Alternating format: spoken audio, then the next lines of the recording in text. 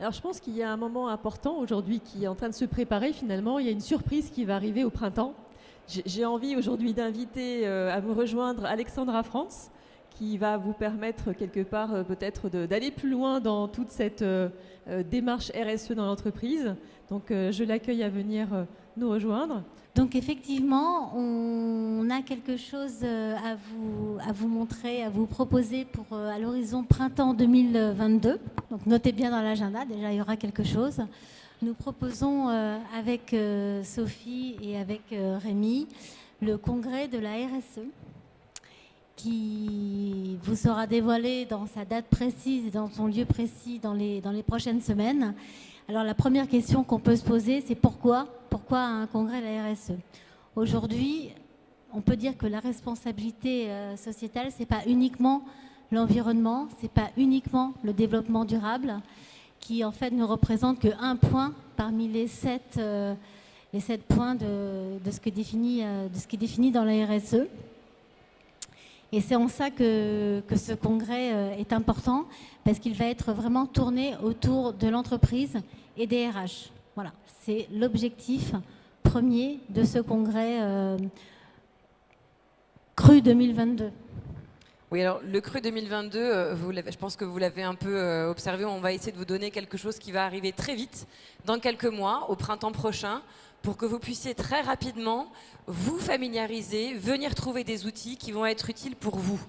Pourquoi est-ce qu'on vous propose ce congrès de la RSE? Alexandra l'a dit, nous on souhaite vraiment mettre l'accent sur l'ensemble des paradigmes de la RSE et sortir de l'unique focus environnement.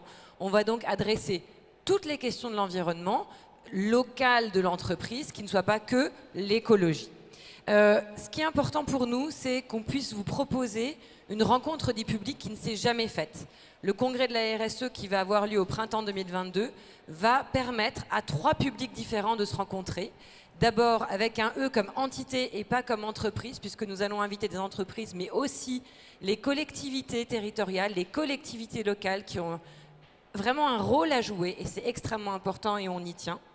Ensuite, on aura tous les pourvoyeurs de solutions, des exposants qui vont pouvoir vous offrir des solutions concrètes, pragmatiques, des cabinets de conseil aussi qui vont pouvoir vous accompagner pour auditer, conseiller, développer votre RSE.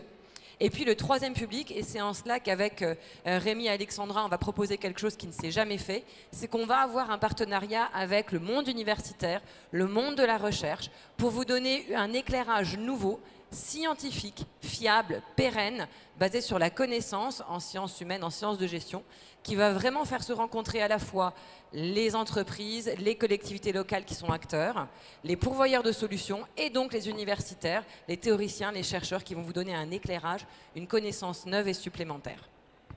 L'objectif, c'est d'aider l'ensemble de ces 3 communautés à communiquer pour que tous nos systèmes économiques puissent rentrer dans le monde d'après réellement avec des outils simples. Et c'est vrai que la communauté scientifique, nous travaillons avec eux au sein de la Fondation depuis 5 ans. On voit que de plus en plus de chaires se créent autour du sujet de la RSE et qu'il y a un intérêt à communiquer les uns avec les autres pour pouvoir amplifier ce mouvement. C'est aussi l'objectif très important de ce congrès. Alors c'est vrai que une des ambitions, c'est vraiment de réunir ces 3 communautés que viennent de citer Rémi et Sophie autour de cet objectif commun sur l'entreprise et dans un environnement qui leur soit dédié pour qu'il y ait une vraie identification, qu'il y ait une vraie communauté qui se crée autour de ce congrès. Donc ça, c'est notre premier objectif, c'est notre contribution, c'est de vraiment se faire connecter ces populations ensemble autour de cet objectif commun. Voilà, ça c'est notre apport. Donc un espace de rencontre, comme l'a dit Alexandra, un espace de savoir, vous l'avez compris, qui puisse vous donner du contenu fiable, clair, directement utilisable, et puis un espace de ressources avec des outils que vous allez pouvoir trouver, des outils pratiques, des pourvoyeurs de solutions. Donc espace de rencontre, espace de savoir, et puis espace de ressources qui va vraiment être pour vous, comme le dit souvent Alexandra, une unité de temps, une unité de lieu, mais aussi et surtout une communauté extrêmement fiable dans la durée que vous pourrez solliciter et retrouver à travers des publications régulières que vous pourrez utiliser bien évidemment dans vos entreprises et collectivités. Je vous remercie.